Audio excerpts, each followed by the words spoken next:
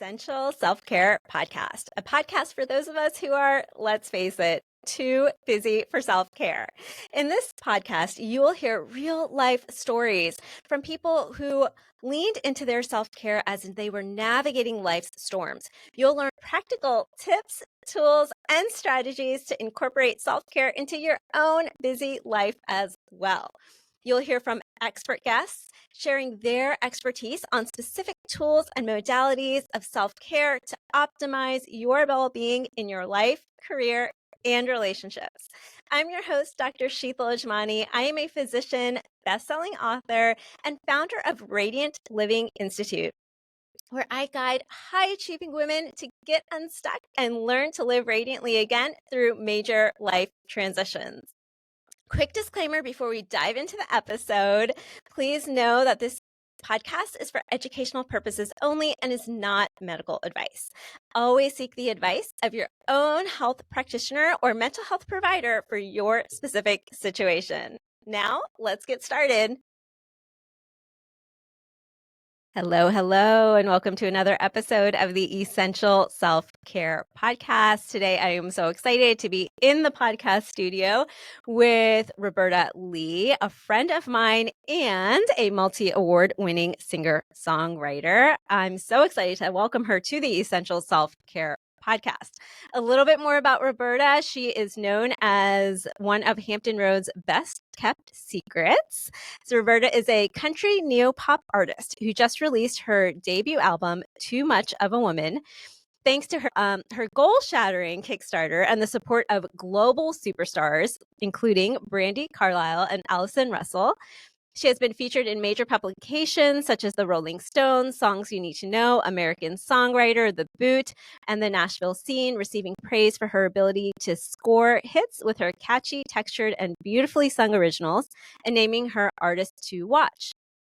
She's a touring artist of the Black Opry Review, which was recently inducted into the Country Music Hall of Fame, an inductee into CMT's Next Women of Country class of 2023, and a brand new member of the Recording Academy.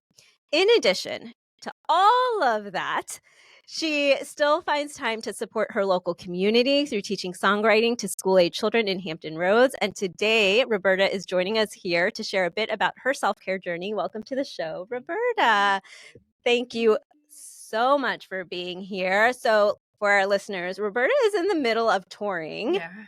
She literally just got back from Pennsylvania and New Jersey and New York, and tomorrow is heading out to Nashville. So I'm just so honored that you were able to take time to sit with us in the studio today. Had to. I know we talked about it for a really long time, and I'm glad we're finally here to just relax a little bit. This is actually kind of a self-care moment for me to actually slow down for a second.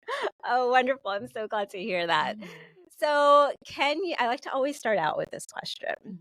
So Roberta, can you tell us about a time in your life where self-care became no longer an option, but an absolute priority for you? And more importantly, what tools or modalities did you turn to at that time? What did your journey look like there? I think the best point in time that I could refer to was the time that I got rear-ended. It was an accident back in 2019. I was sitting at a light, and the person who was behind me wasn't paying attention, and they slammed right into the back of my car. And fortunately, everyone was okay, but I ended up having a lot of complications when it came to whiplash. And so, of course, that journey started with some physical therapy. And to this day, I still have a lot of neck and back pain issues. And so that is where I started to get a regular massage regimen. For the longest time, especially when you're young, for the longest time, I really thought that going to the spa or getting a massage was a luxury. And after that accident, I realized that it is crucial in order to have any kind of quality of life, try to get any of that back. Like, it is absolutely necessary. I can't go more than a month without going to see my masseuse. And so that moment and then you start to get older and you realize that your body just isn't the same. It's not the young little whippersnapper it used to be, and just bounce back from any type of happenstance. It was that moment that I realized that I have to be very intentional about taking care of myself. Yeah, thanks for sharing. And it's so interesting. Yeah, there's some things that we can think of as luxuries for a while, and then something happens and it's like, no, this is really important. I really do need to prioritize this. And so you started with physical therapy, and then you went on to say that which was necessary in that initial phase. But then now, years later, continuing that massage has become really crucial for you. How did that journey look like for you? Like, how did you discover that massage was, because there's, massage is a body work practice. And so there's a lot of different body work type of practices as well as mind body practices. Like, how did you come to realizing that massage was one of the primary things for you that you found to be most beneficial, to the point that it's become a monthly routine? Yeah. The pain speaks for itself. Honestly. And on top of getting a massage regularly, we did things like change our mattress, right? And sometimes you don't really think about those things. It's like, it's probably overdue for a new mattress, and new pillows, or massage ointments and oils at home. You know what I mean? And it was unbearable, and I honestly kind of wish that I had the thought to begin that type of self-care process long before something like that even happened. I travel a lot. So between the airplane and the car, the muscles, the tension, the discomfort it can really do some work on you. And you have to be very intentional about making sure that you are tending to your body physically as it needs, because it wears you down very easily. And that's kind of the space that I was in. And I just really wish that I had taken the time to actually put that first and make that our priority long before I actually needed to. Yeah, absolutely. Absolutely. You brought up a few really great points that I want to just reflect a bit on. First of all, you're right. Certain things in your daily life you just don't think about, like the mattress. So I actually just recently got a new mattress as well. And, it's interesting. I didn't even realize that how often I was waking up in the middle of the night before with my previous mattress was related to the mattress. And since getting the new mattress, I am sleeping so much better. And it was one of those things I didn't even realize the extent. Like, I knew I wanted and needed a new mattress, but I didn't even realize the extent that it was affecting my sleep until I got the new one. So sometimes it's like, just there's certain things that you just kind of don't think twice about, because it is already it's in your home. It's already part of your routine. It's just your day to day. You don't think twice about it. But sometimes doing a little bit of like an inventory to see, okay, what else could be contributing? What else should I look at? What else do I need to think about here? Can be really helpful and really important. And then also related to what you just shared about kind of wishing that maybe you had dived into or started to prioritize the self-care routines before the accident, made me think of one thing that I always say is that, and I have a podcast episode, I think it's episode 3, that's titled Crisis as the Catalyst. Is that so often for so many of us, and I know it's been the case for me as well, Roberta, that in my own life, it's been those times where there has been a crisis, where things got so bad for me that really forced me to make a change, to really force me to take a really good hard look at things, and to maybe, do I need to shift my priorities? Do I need to pivot something in some way or another, with regards to my career or my daily activities or relationships, things like that. And then I'm also curious, this is just me being curious, because you do travel a lot. You're a musician, you tour. And I'm curious, before the accident, were you traveling a lot at that time too, or? Before the accident, I was working full time as a teacher. Okay. And so I was on my feet a lot. Yeah. I would have to say that it was probably just as difficult, just a different way as far as how your career kind of uses the energy that's required for any given career. It's always just different. It's never necessarily easier. It's just different. Yeah. So I was on my feet a lot teaching high school kids. You got to come into that classroom with a lot of energy. Yeah. You got to come into that space with a lot of, something to keep them engaged. Yeah, absolutely. And so, yeah, I wasn't traveling as much. Yeah. And the reason I asked that, the reason that question came to my mind was because I was just thinking, I'm just one of those people, and I know not everyone maybe agrees or has the same belief system, and that's perfectly fine. For me, and it's just what's helped me cope with and understand a lot of the challenges in my own life is that kind of this idea of, why is this challenge coming to me? What can I learn from this? How is this sort of serving in the bigger picture of my life?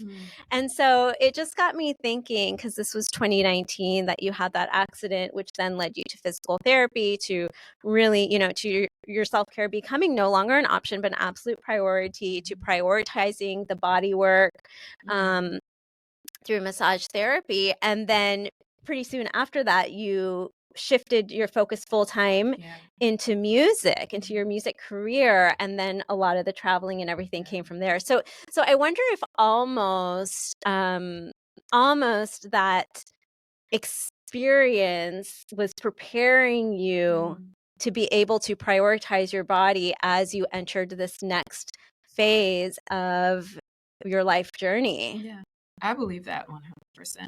I believe that 100%.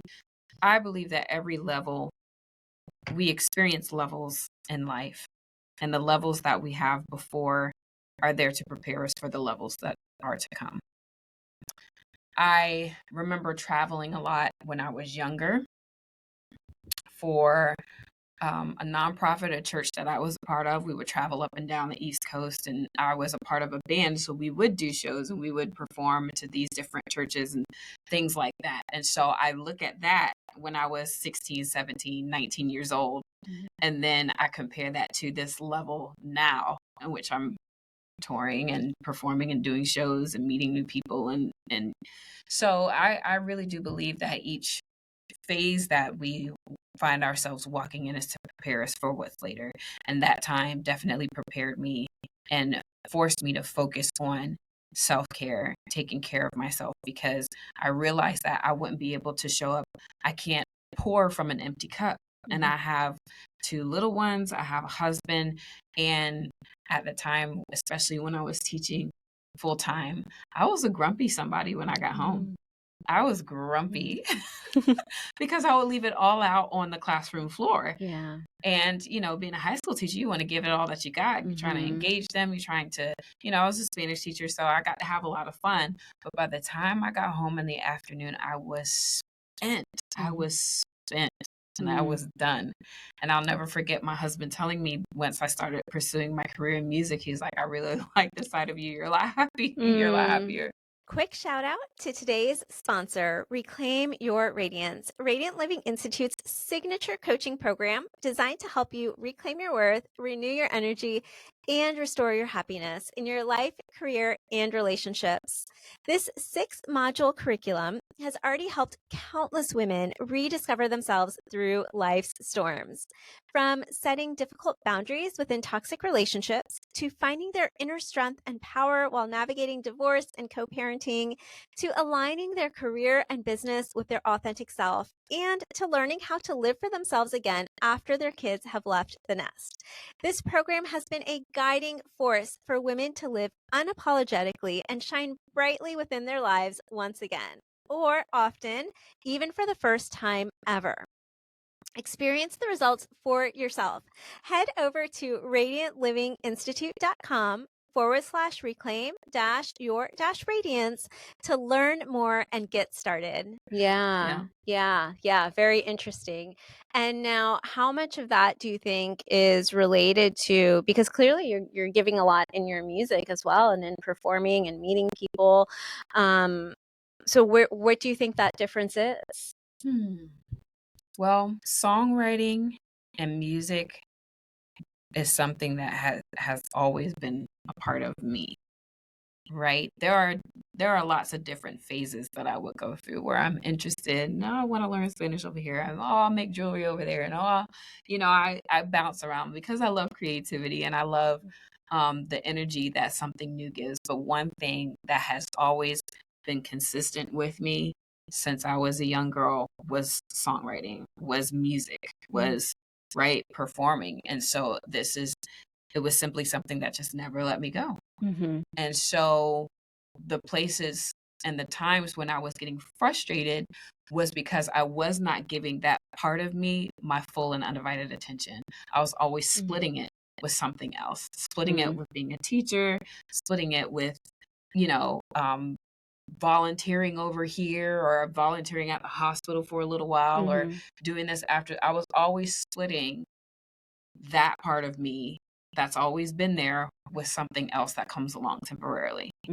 And so I think the reason why things are so different now is because that seed that's always been there for so long is finally getting the nutrition, the water, the sunlight, everything that it's been longing for.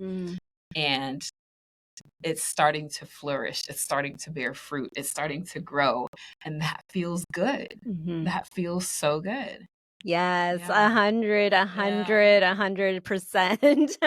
I resonate with that so much, so much. I mean, I think in so many ways that has been so parallel and similar to my journey as well. You know, the work that I'm doing now, speaking, teaching, coaching, podcasting, writing, like all of these are aspects that when I look back to when I was a child, when I was in elementary school, when I was in middle school, high school, all of these were different pieces that were there.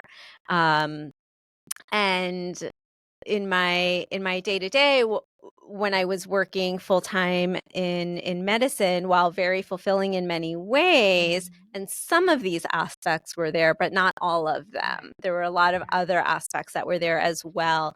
And I found myself very much how you described at the end of the day when you were teaching, just feeling completely spent, completely drained, did not want to talk to anybody. I'd gotten my fill of talking to people. I'm done. Yes, exactly. Oh my gosh.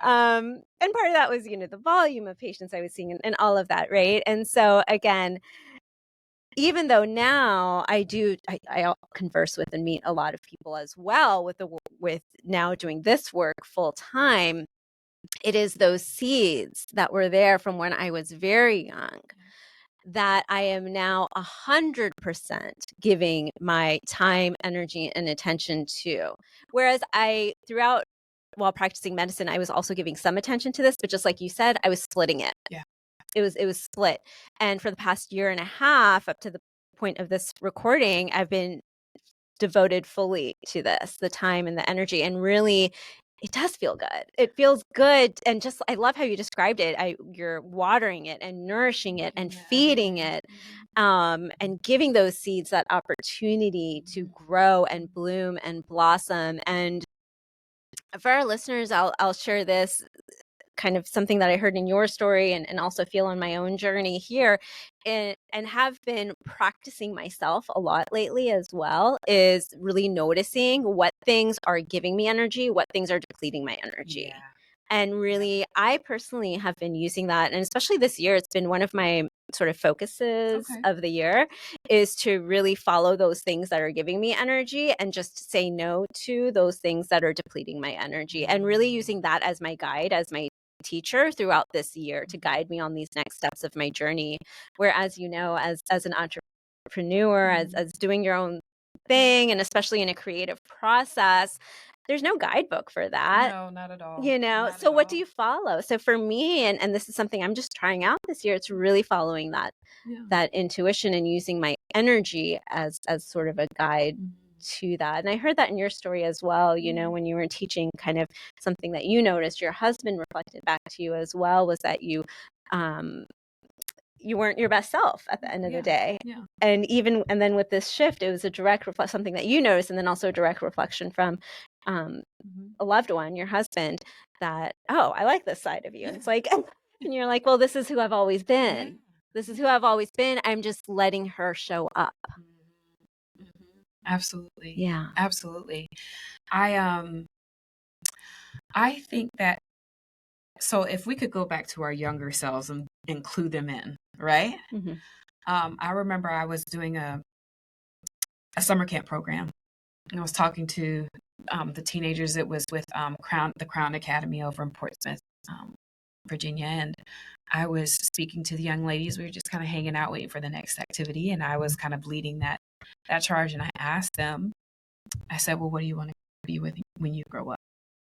And so they raise their hands and they say things like a nurse, or, an engineer, or a lot of professions that I could tell they thought I wanted to hear. Mm. Right?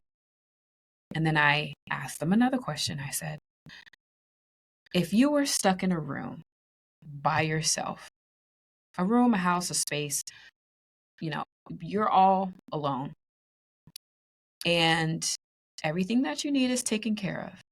You have a roof over your head, it's comfortable, you have clothes, you have food, everything that you need is there. Money is not an issue. You have everything that you need to survive. But you could only do one thing while you're in that room. What would you be doing in there? I said, I know for me, that room will have to come with a piano and or a guitar, because I would be writing songs. If I had no other choice, I would be writing songs. Yeah. And so they raise their hands and they say, I would draw. I would be taking care of children.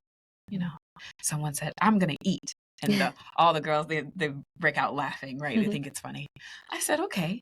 I said, well, chances are that is probably what you should be doing when you grow up. Because like we said, that seed is always there. And I said, a lot of you laugh at the eat comment. I said, but that's what Guy Fieri does. He just goes around the country and eats. Keith Lee, he just goes around and he eats. Yeah. I said that they are making a living. Right.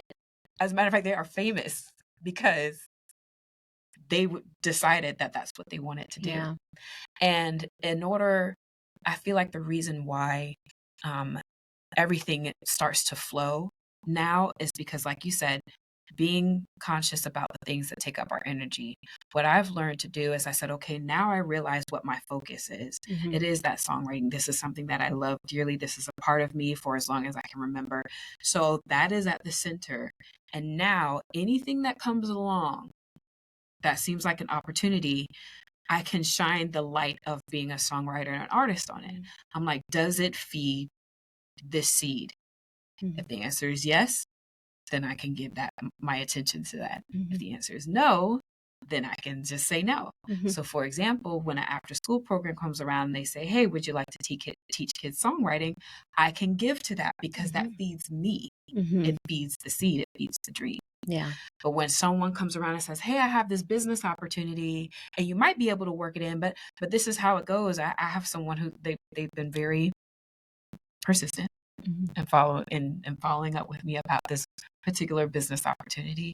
And I don't see it crossing over to that seed. And I'm like, this is going to be a waste of energy. Yeah. That is not going to feed my purpose. Yeah. And that has been the easiest way for me. And like I said, if we go back to our younger selves and we help them to guide and say, okay, it is this in particular. I enjoy eating. And so anything that comes my way should be in line with eating. Yeah. I enjoy doing nails. So anything that comes my way, or I enjoy drawing, or I enjoy childcare, or whatever it is. So anything that comes my way should feed that seed. And that makes it so much easier to ignore everything else. Right? Yeah, I love that. I love that. It made me think of so many things, but just for time's sake, I'll just share a couple quick things. One, what you just mentioned about kind of, a business opportunity that came along that did not feel like it would be feeding that seed. I had something similar come along a few months ago where in making that decision, I was tuning into my energy. And it was one of those things, it was like this internal struggle that I think many of us have of, this is what I'm feeling energetically about this, but my mind was trying to talk myself into why I should do it anyways, which is definitely a pattern for me. I don't know if I'm the only one, but definitely a pattern for me. But what I realized, and what helped me make that decision, is I realized that, one, I knew that I was focusing on honoring my energy this year. And two, I realized that if I said yes and went ahead and done that opportunity, I could tell already so much resentment was building up in me. And to me, that was a sign, because I don't want to put the energy of resentment into any work that I'm putting out. Right. And sharing with other people. Yeah. And I don't want to do that. So if saying yes means that that's the energy that's coming up, then it's better that I say no and decline that opportunity. Yeah. And so that was part of the thought process for me that I went through just literally a couple months ago. And then I also want to just kind of give one little note to, as much as we can look back and think, well, these seeds were there in childhood and I took all these detours. I think that's all part of the journey. And something that I said, I think actually just in the trailer episode, even way back in the trailer episode of this show, was something from Abraham Hicks, which was this idea that life is in those contrasts, and that contrast helps us realize what we really want. Yeah. So being in those situations that maybe don't feel totally aligned, exposing ourselves to these different experiences actually help us realize and maybe even stand on more solid ground of what is right for us. Yeah. And so with that, I think we've covered so much. I feel like Roberta and I are friends. I mean, we've had long conversations and we could keep chatting, but for time's sake, I would love to wrap up for today. I think we covered so many incredible points today. As mentioned, Roberta is a fantastic musician, and that's actually how we met. I went to see her perform, and she is incredible. And then we've become friends since then. And where can our listeners tune into your beautiful work and music as well? They can find me on all the streaming platforms. Roberta Lea, spelled Lea. And if they want to tag along on my journey, they can visit www.iamrobertalee.com and sign up on my email list. They can also find me, I am Roberta Lea, on all the social media platforms. That's Instagram and Facebook, and I guess TikTok, for as long as it's around, I guess. I don't know. But just about everywhere. And I love to keep in touch. I'm not exactly the type of artist that you follow and reach out, and I like to keep in touch with folks. So definitely follow along. It's been a beautiful journey. Wonderful. And I will include those links in the show notes, and I hope to see you at a concert soon. Thanks for tuning in to this episode of the Essential Self-Care Podcast. If you like what you heard, be sure to subscribe, leave a positive review, and share this episode with someone you know. And remember, your free guide, 6 simple yet powerful steps to create your radiant life, is waiting for you at radiantlivinginstitute.com. Download it today.